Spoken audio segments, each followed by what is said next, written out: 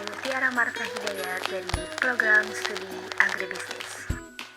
Sesuai pada materi yang dibahas, latar belakang dari agroklimatologi adalah dalam dunia pertanian pasti mengenal istilah agroklimatologi. Hal ini penting bagi dunia pertanian yang berhubungan dengan suhu atau iklim. Di dunia pertanian, iklim menjadi salah satu faktor pembatasan dalam proses pertumbuhan juga produksi tanaman.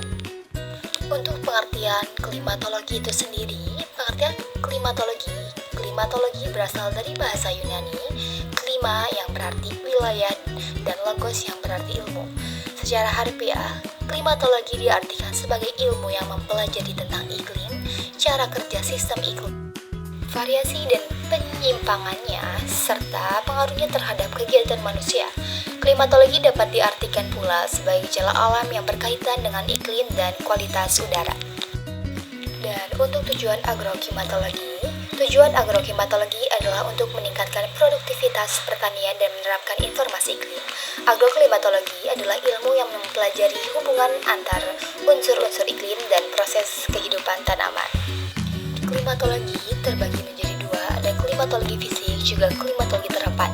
Klimatologi fisik merupakan klimatologi yang menjelaskan iklim berdasarkan faktor fisik, baik itu dalil dan rumus yang kemudian dipresentasikan atau klimatografi. Yang kedua, klimatologi terapan adalah analisis data iklim untuk digunakan secara operasional, meliputi agroklimatologi, klimatologi penerbangan, bioklimatologi, klimatologi industri, dan lain sebagainya. Next, pentingnya peran agroklimatologi dalam bidang pertanian. Peran agroklimatologi di dalam dunia pertanian ini sangat penting dan tak bisa dilepaskan.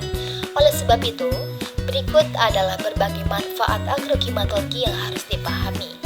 Pertama, untuk mengetahui pengaruh apa saja yang mempengaruhi bidang pertanian. Kedua, mengetahui bagaimana berbagai unsur iklim tersebut dapat berperan dalam kehidupan tanaman. Ketiga, bagaimana cara iklim dapat berpengaruh terhadap hama tanaman.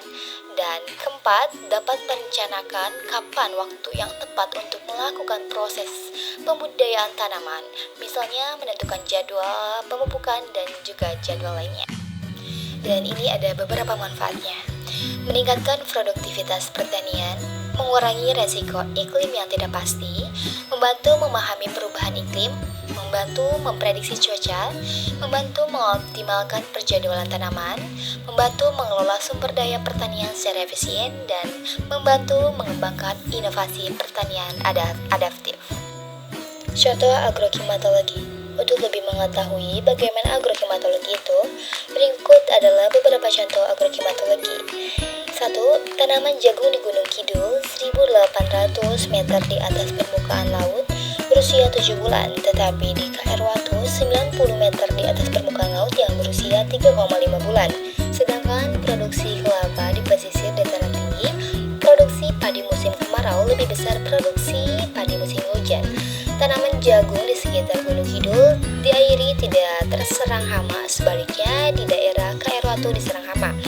Serangga penyakit dan hama muncul pada musim hujan, lebih besar saat musim kemarau. Di dataran tinggi jarang membudidayakan ikan dan juga kolam.